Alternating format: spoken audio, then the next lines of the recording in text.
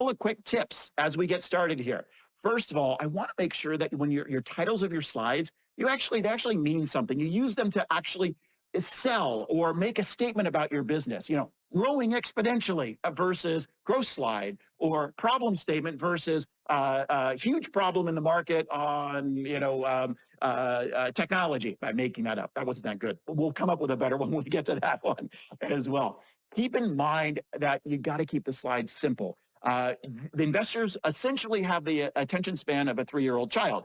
I don't mean that negatively to investors. They are just very busy and they're going through these. They're literally flipping through or scrolling through them. So keeping the slides simple and making things stand out that you want to have stand out, really very important. Also use graphics. I suggest that the better graphically designed these are, the better they will stand out, and probably the more attention you'll get. So you know what? If you're not a graphic designer, if you don't do PowerPoint or Keynote or something, go on Fiverr and get somebody that's good. It doesn't cost a lot of money, and you can get some amazing designs once you've got the foundation of the presentation already done. You just need to hand it off to somebody to do graphic design. And if you're part of a bigger organization, send it to your graphics department. This presentation is worth putting some time and investing a little bit of money in getting the graphics right. And also make sure you don't put too much data on the slides. I said keep the slides simple, but again, as entrepreneurs, sometimes we're so in love with our product, we want to put a bunch of data, cram everything we can on the slide because we're only going to get 14 or 15 slides out of this. That's not the strategy. Keep them simple. You'll always get a chance if you can move forward with them and you can articulate your business idea well enough in here, you'll move forward so that you can talk to them.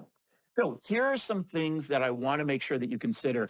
Just general tips in terms of fundraising and other things. We've got to make sure that we make this resonate with investors. And how do you find an investor where your idea will resonate? Well, you've got to target your investors. This is really important. What I don't want you to do is what we call batch and blast. What I mean by that is you say, I can find 1,000 investors on LinkedIn. I don't know if they're qualified. I don't know if they'll like my business or not, but I'm going to go ahead and send it out anyway. That's probably not the best strategy. What I would rather you do is hand select the investors that fit the criteria of the fundraising that you're looking for, the funding strategy that you're looking for. So here are some things to look for. And by the way, go to their website. It says it all there. Every investor, angel investor, micro VC, VC, friends and family even have what's called a investor thesis. They call it a thesis. It's a fancy word for basically saying this is kind of the types of businesses we invest in. So first of all, look at and research either on their website or through the many, many sites that provide these listing services for all these investors. And there's quite a number of them out there, the databases.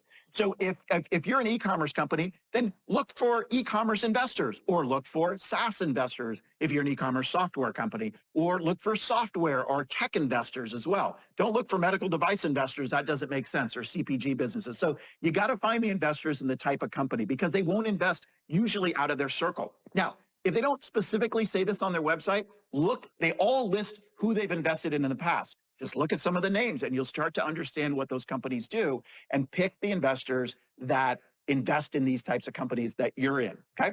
Number two, the other thing I want to make sure is that you understand the check size that they invest in. Almost every angel investor and a lot of VCs will actually say what the range is of their check size, 50,000 to 250, or 250 to $1 million, or $1 million to $5 million, or maybe $5 million to $10 million, or $10 million and above.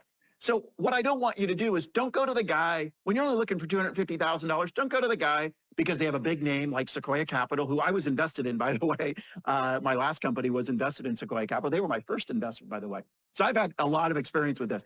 Don't go to them because they're not going to write a check for $250,000 when their check size starts at $10 million. And they will tell you what the check size is that they start. The reverse is true as well, which is if you're looking for $10 million, don't try to get it with friends and family and other investments at $25,000 at a time.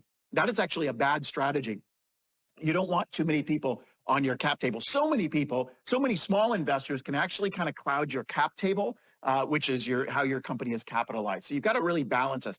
Now, again, this is an entirely different course, which we can help you with, but I just wanted to give you some tips around that. Also, the stage of the company. Are you in PowerPoint stage, idea stage? Are you in pre-seed stage? Are you in pre-revenue? Are you post-revenue? Are you in maybe seed range or even post-seed range, or Series A or Series B or Series C or Series D? So there's a lot of different stages. And if you need to research this, just Google it as well, or take another one of our courses and we can explain a little bit more about this. And then the types of entrepreneurs. If you're a woman-owned business, there are VCs, micro VCs, and angels that only invest in women-owned businesses. Or you're doing a social impact business or a purpose-driven business, or climate business, there are VCs that invest in that, or a Black-owned business or an Asian-owned business, minority-owned business, they invest just in that. So look for those as well because you're going to resonate with those groups. So again, I just wanted to start off by giving you some tips how to use this investor presentation because we're going to get a great one out the door, I guarantee it. So all the information you're going to need we're going to cover today. You follow the format.